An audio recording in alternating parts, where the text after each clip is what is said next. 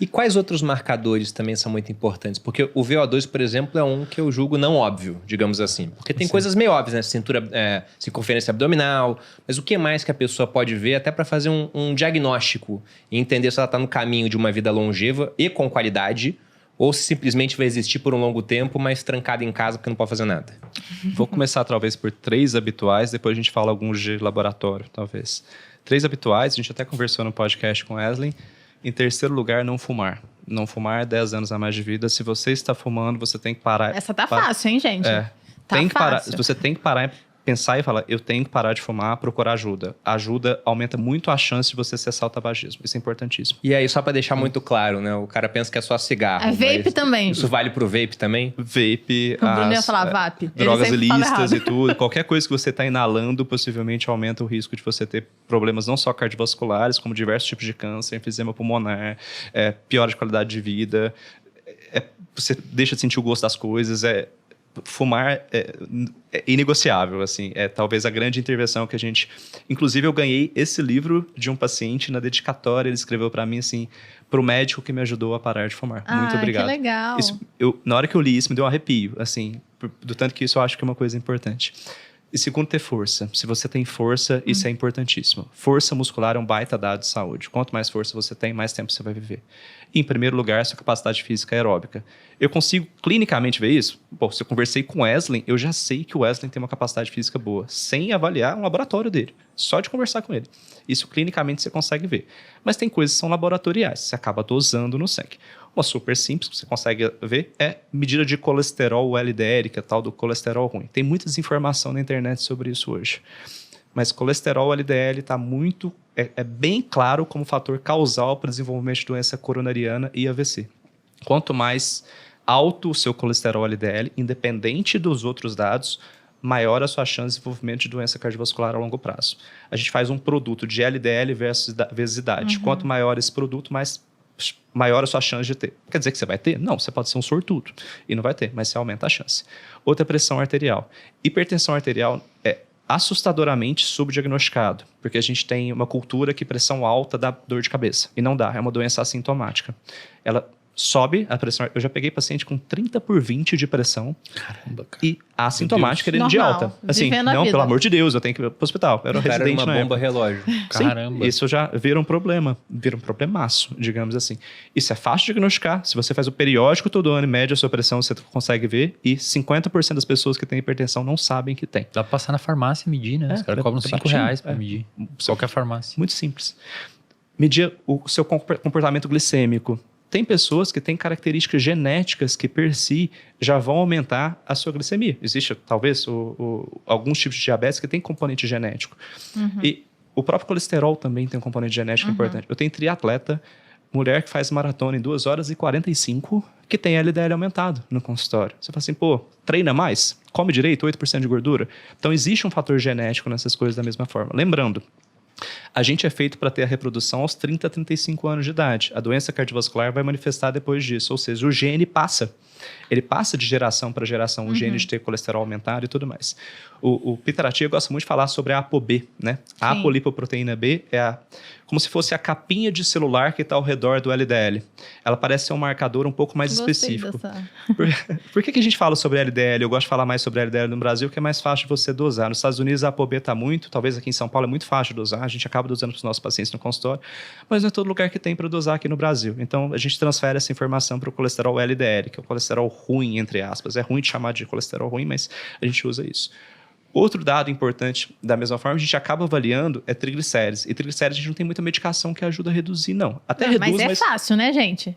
Corta o seu pãozinho, a massinha. Dieta e exercício. 2. Juro, eu acho que faz em 10 dias você resolve isso. Com 20 anos ela tinha triglicerídeo muito alto. Um triglicerídeo de 400, do nada. Aí falaram que era emocional. Sei lá se era, mas aí valores de referência. O valor de referência é 150. Do nada, enquanto ela comia leite moça no exame de sangue. Não, hoje meu triglicerídeo é 50. É o normal, 70, varia entre 50 e 70, porque eu faço uma dieta um pouco mais baixa em carboidrato, mas uma pessoa normal é abaixo de 150, né? Sim, assim, Provavelmente ter menor do que 100 é melhor, assim, mas 150 é o valor de referência lá no laboratório. Que você vai tirar 150 se for em jejum, 175 se você tiver comido. Hoje eles têm esse parâmetro se você tiver se alimentado da mesma forma. Então tem essa variabilidade. Outra coisa que você pode pegar é dividir seu triglicérido sobre o HDL. Se tiver em torno de 2, tá bom. Se tiver entre 2 e 4, já está começando a ficar alteradinho, mas ainda está aceitável. Se mais do que 4, principalmente maior do que 6, alerta. Possivelmente você tem mais chance de desenvolvimento de diabetes, de doença cardiovascular e até de mortalidade com isso. Peso é muito importante. Obesidade é um fator de risco cardiovascular. O que é fator e o que é marcador? Marcador é quando eu vejo o cara tem isso, ele tem mais chances de desenvolver doença, mas mudar esse fator, isso, digamos assim, não vai mudar a chance do cara ter evolução desfavorável. Na obesidade, se você trata a obesidade, você reduz a chance do paciente morrer. Assim, eu não estou falando de, ele vai ficar mais satisfeito com o corpo, não. A gente está falando de mortalidade. Ele vai ter menos infarto, ele vai ter menos AVC, ele vai ter menos osteoartrite, ele vai ter menos diabetes, ele vai ter menos doença de colesterol, ele vai ter menos pressão alta. Então, é muito importante a intervenção sobre obesidade, independente do estigma que isso tem. E, pelo amor de Deus, quando a gente vai tratar esse paciente, não é para a gente ficar dando lição de moral para o paciente. Ele já recebeu isso, mas a gente tem que acolher esse cara e falar assim, vem cá, vamos conversar sobre esse tema, isso é importante e vamos tratar. E quando a gente fala sobre tratamento disso, isso envolve mudança de estilo de vida, intervenção medicamentosa pode ser importante da mesma forma. Tem paciente que vai ter muito benefício de intervenção medicamentosa nesse cenário. Eu colocaria mais duas coisas nessa lista, que é melhorar sua capacidade de memória de trabalho. Perfeito. Você ficar resolvendo problemas até a idade avançada, e aí até entra um pouco naquilo que você comentou do sujeito ficar recluso em casa e não ter esse tipo de desafio durante a vida. Então, você melhorar sua capacidade de memória operacional, o que a gente chama de funções executivas, de você precisar ir ao mercado, lembrar uma lista, resolver um negócio, se manter lendo, se manter resolvendo problemas de uma maneira geral. Isso é mega importante para prevenir ou reduzir as chances de desenvolver quadros que envolvem doenças neurodegenerativas como Alzheimer. E segundo, e talvez mais importante, se manter aprendendo novas coisas.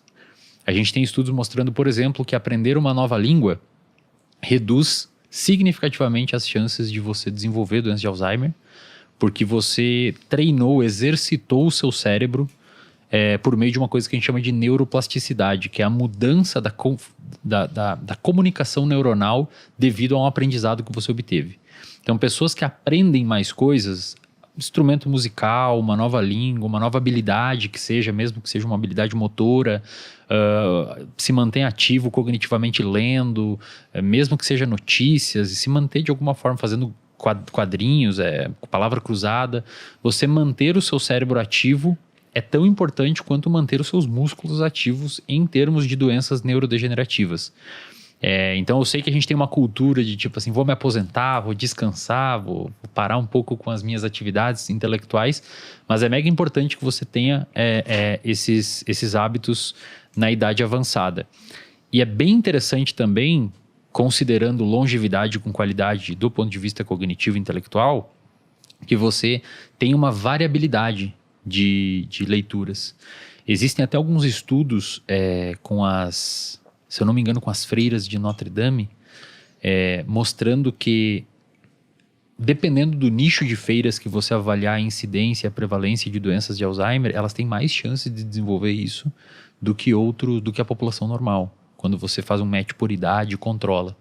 E a hipótese que se cria em cima daquilo é que elas leem as mesmas histórias a vida inteira. E as freiras é uma população muito boa de estudar, porque é um grupo controle muito bom. Não fuma, não bebem, dormem no mesmo horário, vivem do mesmo jeito. Claustro, né? Então, é interessante que você... aí talvez entre a grande importância de você ter hobbies cognitivos, né? Você não é um cara, você é da medicina, mas você gosta de ler sobre filosofia, você curte entender sobre geografia, você é um intelectual que gosta de acompanhar política, você lê outras áreas para você se manter cognitivamente desafiado. Porque se você for ler só sobre cardiologia ou longevidade, para ele vai ver as mesmas coisas, os mesmos estudos, os mesmos marcadores, os mesmos nomes. Agora, se ele se aventurar num livro de filosofia, por exemplo, ele vai ter que estudar outras épocas e vai trabalhar melhor o cérebro dele de outra forma. Então, além de todos os itens que você comentou, eu adicionaria esses dois. Você se manter resolvendo o problema na idade avançada e tentar sempre aprender coisas novas. Isso é mega importante para a sua saúde cerebral. Talvez tenha um desafio legal. A gente na medicina fala uma frase bem interessante. O que você responderia que você é se você não respondesse sobre a sua profissão? Perfeito. E isso talvez seja o desafio Perfeito. disso, né? O que você faz além disso, né? A gente tem muito buscado isso. A gente tem uma população, na minha profissão, per si, burnout pra caramba, faz um monte de coisa, fica dentro do hospital o dia inteiro, dorme muito pouco e tudo. Só que a gente tem buscado outras estratégias para isso. Pô, vamos fazer alguma coisa? Começar a marcar uma corridinha aqui, eu compito natação, vou competir natação, vou fazer outro. Isso parece ser importante. E uma coisa que você tá aqui, que eu até aprendo com você pra caramba sobre isso, é sono, né? Sono acaba sendo um dado super importante. A gente valoriza muito a super dedicação, dormir pouco. Esse momento talvez é importante na vida de algumas pessoas, que você está ganhando conhecimento, fazendo sua carreira girar, fazendo suas questões financeiras serem mais importantes, ok. Mas dormir bem se associa com melhores escolhas alimentares no outro dia, menor padrão de resistência insulínica no outro dia. Você fica uma pessoa mais agradável, obviamente, Controle e você fica mais emocional. disposto para se exercitar e diminui possivelmente o risco de lesão. Você vai estar mais concentrado no que você está fazendo. Se for fazer um tiro, se for fazer uma carga alta na musculação, a sua concentração vai ser mais importante.